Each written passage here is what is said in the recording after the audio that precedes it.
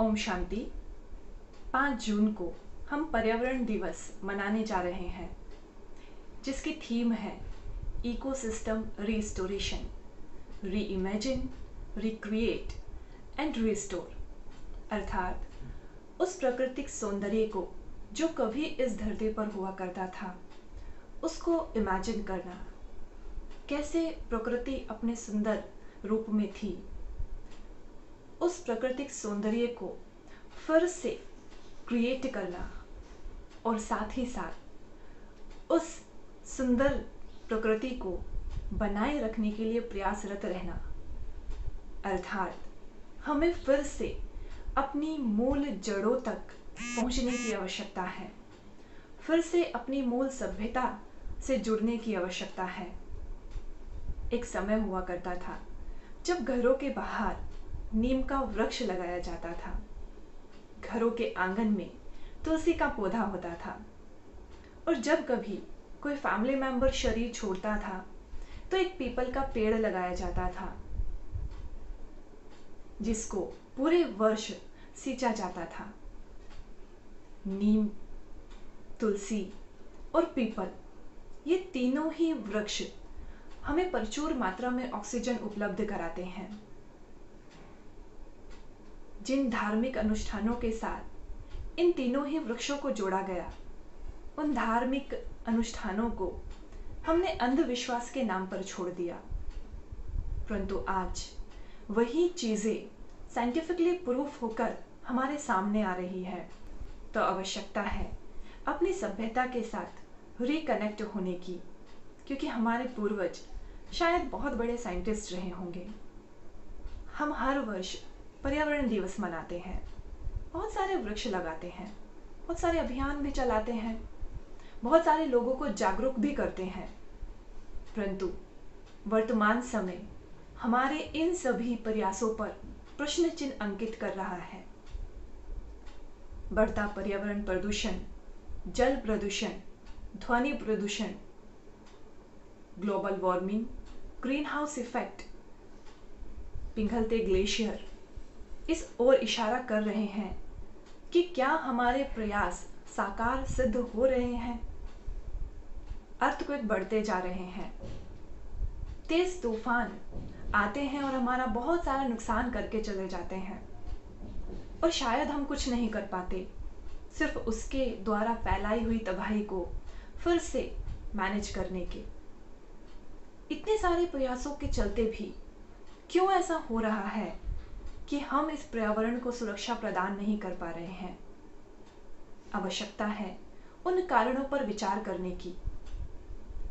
पुराने समय में मनुष्यों की आवश्यकताएं बहुत कम होती थी, जिसके कारण वो प्रकृति के साथ सुंदर तालमेल बैठाकर चल पाते थे। परंतु वर्तमान समय हमारा लाइफस्टाइल चेंज होता जा रहा है, हम मेटलिस्टिक बनते जा रहे हैं, जिसके चलते वृक्षों को काटकर अनेक ऐसी चीजों में कन्वर्ट किया जाता है जो लग्जरियस है।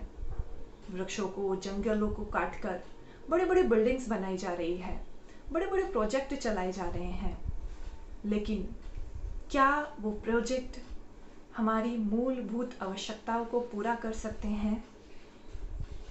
सोचने की बात है। वर्तमान समय पूरे विश्व में फैली कोरोना महामारी, इस महामारी के चलते बहुत सारे लोगों ने अपने प्रियजनों को खो दिया, जिसका कारण था ऑक्सीजन की कमी। बहुत सारा धन देने के बाद भी हम समय पर उनके लिए ऑक्सीजन नहीं ला पाए। वही ऑक्सीजन जो प्रकृति ने हमें निःशुल्क उपलब्ध कराई थी।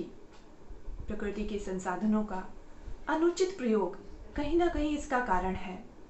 देखा जाए तो ये संपूर्ण विश्व 3 शक्तियों के इर्द गिर्द घूम रहा है। पहली है प्रकृति, दूसरी पुरुष अर्थात मनुष्य चेतना, और तीसरी है परमात्मा। एक समय था जब प्रकृति और हम मनुष्यों के बीच में बहुत सुंदर तालमेल होता था। हम प्रकृति को निस्वार्थ प्रेम करते थे, उसको सुख देते थे, तो रिटर्न में प्रकृति भी हमें सुख देती थी, हमें हर प्रकार के संसाधन उपलब्ध कराती थी। परंतु जैसे जैसे समय बीतता गया, हमारी आवश्यकताएं बढ़ती चली गई।